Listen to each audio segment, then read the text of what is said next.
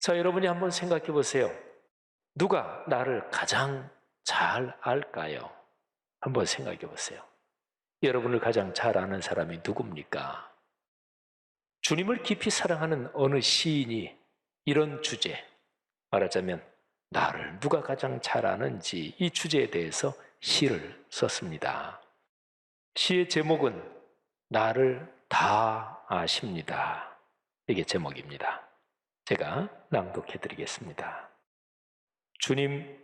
주님께서 나를 샅샅이 살펴보셨으니 나를 훤히 알고 계십니다.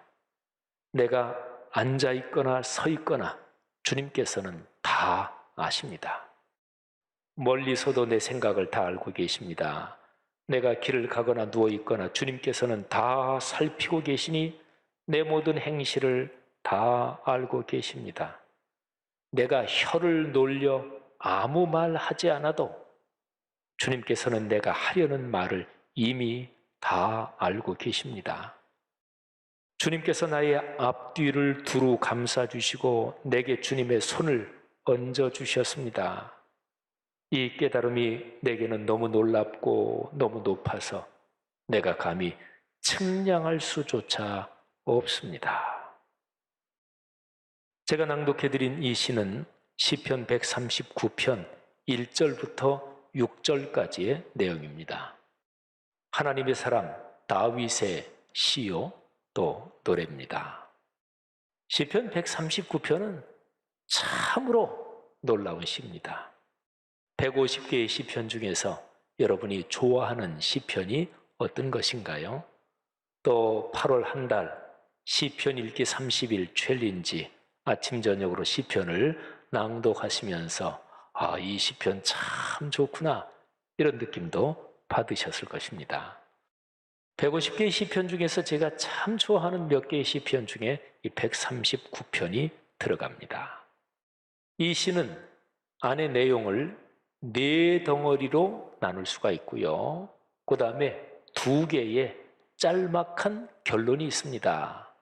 근데 두 개의 결론 중에서 하나는 중간에, 그러니까 중간 결론이라고 할 수 있죠. 또 하나는 맨 마지막에 있습니다.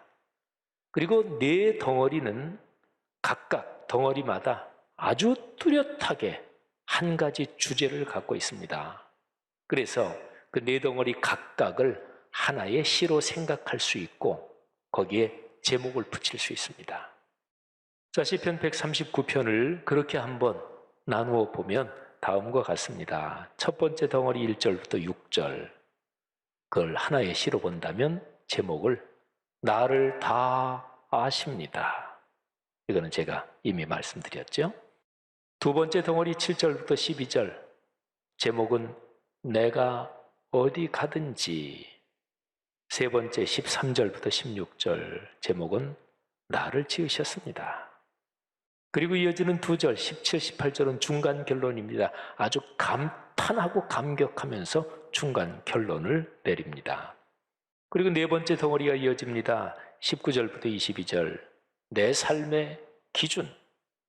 그리고 최종 결론, 마지막 두 절, 23, 24절, 내 평생 소원. 그러니까 다윗의 평생 소원이 거기에 담겨 있습니다. 자, 다윗은 첫 번째 덩어리에서 모든 것을 알고 계신 하나님을 찬양하고 있습니다. 특히 자신을 자신보다 더 잘 알고 계시는 하나님을 생각하며 감동하고 있습니다. 여러분, 이것이 신앙에서 가장 기본적인 몇 가지 중 하나입니다. 한번 여러분 생각해 보세요. 다윗은 그러니까 이렇게 얘기하는 거예요. 내가 나를 아는 것보다 하나님께서 나를 더 잘 알고 계십니다. 이거를 여러분은 알고 계십니까? 이 사실을 인정하십니까? 이 사실을 체험해 보셨습니까? 하나님께서 나를 잘 알고 계시다는 이것을 깨달으면 하나님 앞에서 가식이 없어집니다. 그렇죠? 나보다 나를 더 잘 알고 계시니까 하나님 앞에서 숨긴다든지 뭐뭐 하는 척한다든지 그럴 수가 없잖아요.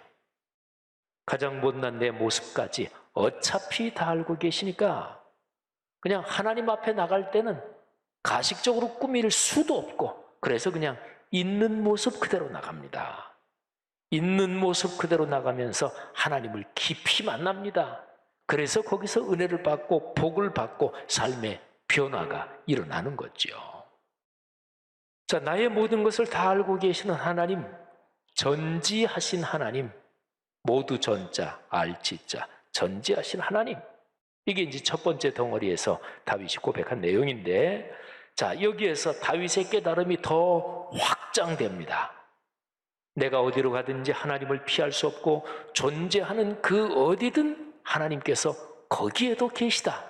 이런 깨달음인데, 말하자면 어디에나 계시다 편재하신 하나님, 두루두루 편자 그리고 있을 제자 편재하신 하나님입니다. 이게 두 번째 덩어리예요. 7절부터 12절 제목은 내가 어디 가든지. 제가 낭독해 드리겠습니다.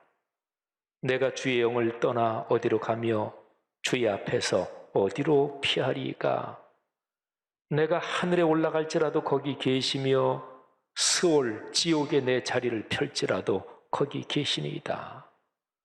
내가 새벽 날개를 치며 바다 끝에 가서 거주할지라도, 저는 특별히 지금 읽어드린 이 문장, 새벽 날개를 치며 바다 끝에 가서 거주한다, 이거를 읽을 때면 늘 김현승 시인의 가을의 기도, 그 내용이 생각납니다. 내가 새벽 날개를 치며 바다 끝에 가서 거주할지라도 거기서도 주의 손이 나를 인도하시며 주의 오른손이 나를 붙드시리이다. 내가 혹시 말하기를 흑암이 반드시 나를 덮고 나를 두른 빛은 밤이 되리라 할지라도 주에게서는 흑암이 숨기지 못하며 밤이 낮과 같이 비추이나니 주에게는 흑암과 빛이 같음이니이다. 아멘. 자, 근데 이러면 어디 숨을 데가 없습니다. 하나님의 눈앞에서, 하나님의 눈에서 숨을 수 있는 것은 아무것도 없습니다. 히브리서 4장 12, 13절 말씀의 가르침처럼 존재하는 모든 것은, 영적인 정신적인 영역까지 모든 것은 하나님 앞에서, 하나님의 거룩한 말씀 앞에서 벌거벗은 것 같이 드러납니다. 하나님의 말씀은 살아있고 활력이 있어 좌우에 날선 어떤 검보다도 예리하여 혼과 영과 및 관절과 골수를 찔러 쪼개기까지 하며 또 마음의 생각과 뜻을 판단하나니 지으신 것이 하나도 그 앞에 나타나지 않음이 없고 우리의 결산을 받으실 그분의 눈앞에 만물이 벌거벗은 것 같이 드러나느니라. 아멘. 자, 여러분, 사람은 어디 숨을 때 또는 나 혼자 편히 있을 곳이 있어야 정서적으로 안정됩니다. 어릴 적에 다락이 있던 집에서 사셨던 분들이 있을 거예요. 다락에 들어가면 참 편합니다. 아무도 나를 보지 않고 혼자 거기 있을 수 있으니 편한 거예요. 그런데 하나님 앞에서는 피할 데가 아무것도 없습니까? 그러면 불안한 것인가요? 아닙니다. 내 모든 것을 다 알고 계신 하나님, 근데 이 상황에서 역설적으로 가장 안전하게 숨을 곳이 있습니다. 바로 하나님의 품입니다. 엄마 태중의 기억이 깊은 자의식, 무의식 속에 있기 때문에 사람이란 존재는 다락처럼 안전하고 숨겨진 곳을 찾는다, 이런 심리학자들 얘기도 있어요. 아이는 엄마 품이 가장 안전하고 그리고 숨을 곳이고 쉴 곳입니다. 깊이 사랑하는 두 사람은 서로의 품이 바로 그런 곳입니다. 시편을 보면 많이 나오는 표현이 있어요. 하나님이 나의 피할 곳이다, 숨을 곳이다. 하나님이 나를 보호하신다. 아까 우리 예진, 영진 두 자매가 부른 찬양도 바로 그런 가사잖아요. 자, 시편 18편 1절부터 3절 말씀을 한번 들어보십시오. 나의 힘이신 주님, 내가 주님을 사랑합니다. 주님은 나의 반석, 나의 요새, 나를 건지시는 분. 나의 하나님은 내가 피할 바위, 나의 방패, 나의 구원의 뿔, 나의 산성이십니다. 나의 찬양을 받으실 주님, 내가 주님께 부르짖습니다. 주님께서 나를 원수들에게서 건져 주실 것입니다. 아멘. 여러분, 여러분의 삶에서 안전하게 숨을 곳이 어디입니까? 편안하게 쉴 곳이 어디 있습니까? 힘들고 지치고 피곤한 삶의 여정에서 그곳에만 가면 모든 것을 잊고 쉬면서 다시 회복되는 곳이 여러분의 삶에서 어디입니까? 주님의 품, 주님을 만나는 곳, 곧 공예배와 말씀 묵상의 자리가 여러분에게 그런 곳이 되기를 주님의 이름으로 축복합니다. 전지하신 하나님, 첫 번째 덩어리, 편재하신 또는 무소부재하신, 어디고 그분이 안 계신 데가 없다, 무소부재죠. 이 두 덩어리 봤습니다. 다윗은 이런 하나님을 깨닫고 찬양하면서 이제 다윗의 깨달음은 근원을 향해서 깊어집니다. 창조의 하나님을 깨닫는 것입니다. 하나님의 창조를 생각할 때 이거는 능력이라는 단어와 연관이 있습니다. 여러분, 이 세상에서 가장 능력이 많은 사람은 여러 가지 못할 것이 없습니다. 그런데 세상에서 가장 능력이 많은 사람도 결코 하지 못하는 게 한 가지 있습니다. 그것이 바로 창조입니다. 인간의 과학과 기술 문명이 제 아무리 발전해도 본질적인 의미의 창조는 불가능합니다. 인간의 과학 기술이 발전되는 거, 우리가 요즘 아주 놀라운 시대를 살아가고 있는데 우리를 놀라게 하는 게 뭔가요? AI, Artificial Intelligence, 인공지능, 또는 사물 인터넷, 또는 사람의 유전자 조작으로 뭐 이런저런 상상도 할 수 없는 일이 이게 현재 우리가 사는 세상에서 벌어지고 있잖아요. 그러나 기술 문명이 제 아무리 발전해도 절대 아무것도 없는 상태에서 유가 생기는 거, 그거는 인간으로서 할 수 없습니다. 삼위일체 하나님이 바로 그런 창조의 주권자십니다.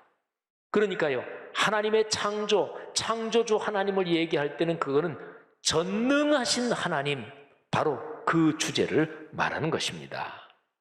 시편 139편 13절부터 16절 말씀이 그 주제를 담고 있는데 제목은 나를 지으셨습니다. 전능하신 하나님을 고백하는 다윗의 심정을 한번 느껴보십시오. 주님께서 내 장기를 창조하시고 내 모태에서 나를 짜 맞추셨습니다. 내가 이렇게 빚어진 것이 오묘하고 주님께서 하신 일이 놀라워 이 모든 일로 내가 주님께 감사를 드립니다. 내 영혼은 이 사실을 너무도 잘 압니다.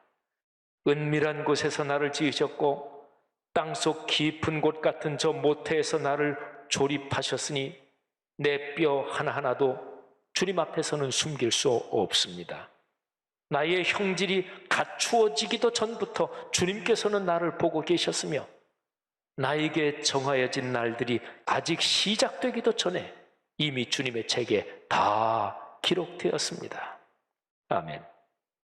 여러분 중에서 특히 몸이 약한 분들은 이 말씀을 더 꽉 붙잡으시기 바랍니다.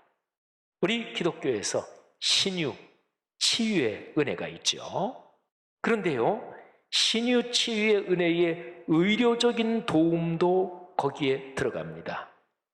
의료적인 그런 거를 거부하는 사람은 그건 맹신이요, 광신이요, 그건 기독교 신앙이 아니에요. 의료도 신유의 은혜에 들어가요. 그런데 어쨌든 치유에 관해서 가장 근본적인 토대는 하나님께서 내 몸을 만드셨습니다. 그래서 내 몸을 누구보다, 나보다, 의사보다, 가장 탁월한 명의보다 더 잘 알고 계십니다. 이 고백이 신유의 은혜에서 가장 기초고 토대입니다. 내 몸에 보이는 것들과 보이지 않는 몸 안의 모든 것, 나의 정신과 영적인 작용까지 하나님께서 만드셨습니다. 그래서 그분이 가장 잘 아십니다. 이런 사실을 인정하고 깨닫고 주님을 신뢰할 때 그때 신유의 은혜가 작동이 됩니다. 하나로 긴밀하게 연결되어 있는 사람의 몸, 마음, 영혼은 떨어져 있지 않아요? 하나로 긴밀하게 연결되어 있는 이런 몸과 마음과 영혼이 전인적으로 건강해지는 토대가 바로 하나님이 나를 지으셨습니다. 이걸 인정하는 거예요. 여러분에게 이런 신유의 은혜가 충만하기를 주님의 이름으로 축복합니다. 자, 지금까지 우리는 시편 139편에서 세 덩어리를 살펴봤어요. 다윗은 하나님이 얼마나 놀라운 분인지, 그리고 그토록 놀라운 그 하나님이 나를 얼마나 사랑하고 계신지를 깨닫고 고백하며 찬양합니다. 세 가지는 전지하신 하나님, 편재하신 하나님, 또는 무소부재하신 하나님, 그리고 전능하신 하나님이지요. 여기에서 첫 번째와 세 번째 전지전능을 하나로 묶으면 전지전능하신 하나님, 무소부재하신 하나님, 이런 거지요. 근데 이거를 묵상하면서 다윗이 노래하면서 점점 감격이 커져서 어찌할 바를 모르는 거예요. 그래서 감격, 감탄하면서 중간 결론을 내리는데 그게 17, 18절이에요. 제가 참 좋아하는 구절입니다. 하나님이여, 주의 생각이 내게 어찌 그리 보배로우신지요. 그 수가 어찌 그리 많은지요. 내가 세려고 할지라도 그 수가 모래보다 많도소이다. 내가 깰 때에도 여전히 주와 함께 있나이다. 아멘. 여러분, 보통 어떤 사람이 얼마나 지혜로운지를 흔히 수로 표현합니다. 고수가 있고 하수가 있습니다. 수가 적은 사람이 많고 엄청나게 수가 많은 사람도 있습니다. 진짜로 지혜로운 사람이 가진 수는 저급한 사람이 헤아리지 못합니다. 바둑이나 장기의 고수, 고수는 다르죠. 히딩크 같은 축구 명감독이 괜히 명감독이 아닙니다. 그런데요, 하나님의 수가, 창조의 주권자이신 삼위일체 하나님의 수가, 그리고 모든 것을 알고 계시고 어디에나 계신 그 하나님의 수가 가장 많고 큽니다. 사람이 도무지 짐작조차 할 수 없습니다. 하나님을 신뢰하며 그분의 도움을 구하는 사람에게 하나님은 당신의 수를 통해서 은혜를 베풀어 주십니다. 하나님의 수를 구하십시오. 주님께 간구하십시오. 주님의 수가 여러분의 삶에서 아름답게 작동하기를 주의 이름으로 축복합니다. 자, 다윗은 이제 네 번째 덩어리로 넘어가는데 여기에서 아주 중요한 깨달음을 고백합니다. 지금까지 세 덩어리의 깨달음을 통해서 다윗은 전지전능하시며 무소부재하신 하나님을 찬양했죠. 다윗은 이제 네 번째 덩어리에서 그런 하나님의 손을 꼭 잡고 삶의 여정을 걸어가는데 반드시 필요한 조건, 그 조건이 뭐냐? 이거를 깨닫습니다. 19절부터 22절이에요. 제목은 내 삶의 기준. 내용이 뭐냐면 죄악과 거짓에 대한 태도. 그게 이제 여기 나와요. 들어보시죠. 하나님이여, 주께서 반드시 악인을 죽이시리이다. 피 흘리기를 즐기는 자들아 나를 떠날지어다. 그들이 주를 대하여 악하게 말하며 주의 원수들이 주의 이름으로 헛되이 맹세하나이다. 여호와여, 내가 주를 미워하는 자들을 미워하지 아니하오며 주를 치러 일어나는 자들을 미워하지 아니하나이까. 내가 그들을 심히 미워하니 그들은 나의 원수들이니이다. 아멘. 교회와 그리스도인은 죄악과 거짓에 대하여 입장을 정리해야 합니다. 그러니까 요즘 하도 카톡, 유튜브 등등을 통해서 가짜 뉴스들이 얼마나 많은지 몰라요. 그러니까 그리스도인이 그런데 조심해야 되는 게, 기본적으로 그리스도인은 가짜, 거짓말, 여기에 대해서 경각심을 가져야 돼요. 왜 저는 카톡으로 들어온 어떤 거든 또는 유튜브 어떤 거든 저는 보고 그냥 믿지 않습니다. 그리고 다른 사람의 페이스북에 저는 댓글을 거의 달지 않습니다. 왜요?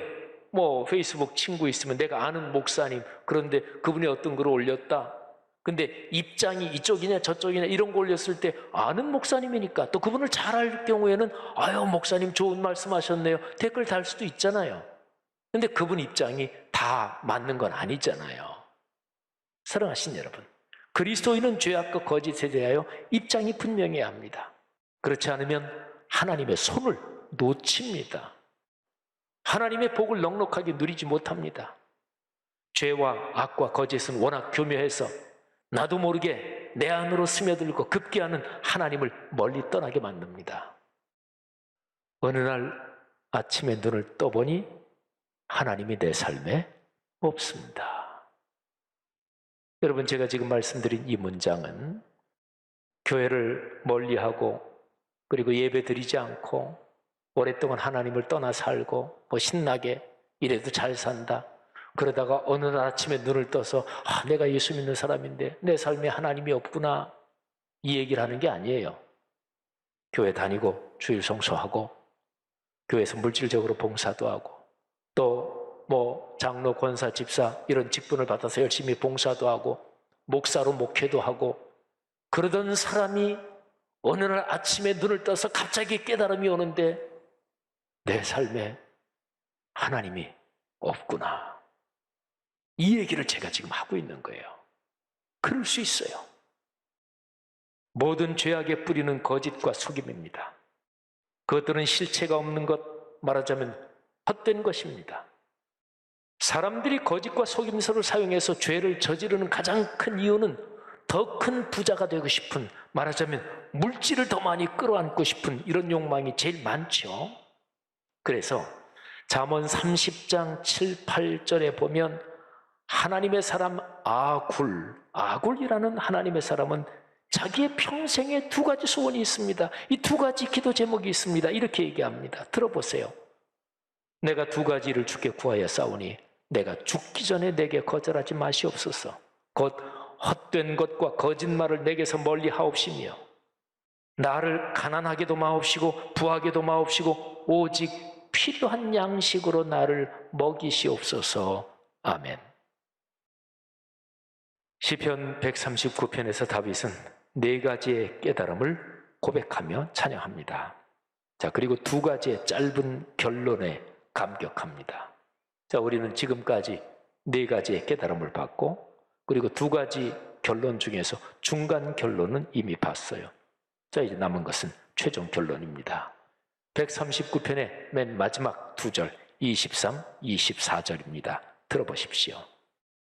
하나님이여 나를 살피사 내 마음을 아시며 나를 시험하사 내 뜻을 아옵소서. 내게 무슨 악한 행위가 있나 보시고 나를 영원한 길로 인도하소서. 아멘. 끝이 좋아야 좋은 것입니다. 독일어 속담에 엔데 굿, 알레스 굿. 끝이 좋으면 좋다. 이런 표현도 그런 거예요. 마지막에 웃는 사람이 진짜 승자입니다. 이 세상에서 제 아무리 잘 먹고 잘 살아도 영원한 멸망에 이르면 헛것입니다. 육신을 갖고 삶의 여정을 걸으면서 깊은 만족과 넉넉한 행복을 누리며 사람으로서의 품위와 그리스도인으로서의 고결한 자존감을 갖고 사는 것이 복입니다. 이렇게 사는 삶이 영원한 생명의 나라까지 이르는 것, 이것이 참으로 큰 복입니다. 이런 복이 여러분 모두에게 넉넉하기를 축복합니다. 그런데 이 길을 멋지게 성공적으로 걷기 위한 조건이 있어요. 지금 최종 결론 23, 24절에 그 조건이 나와요. 자기 성찰입니다. 참 중요한 일이죠. 자기 성찰이 없는 사람은 결코 사람다움의 아름다움을 누릴 수 없습니다. 일반적으로 말하면 자기 성찰을 하는 사람, 그 사람이 가장 고결하고 품이 있는 사람이에요.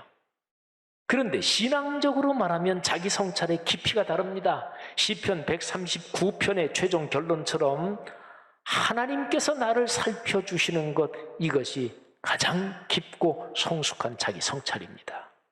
구체적으로 말하면 날마다 하나님의 말씀을 묵상하면서 거룩한 말씀이 나를 살피게 하는 거지요. 우리가 말씀을 내가 읽잖아요. 내가 묵상하잖아요.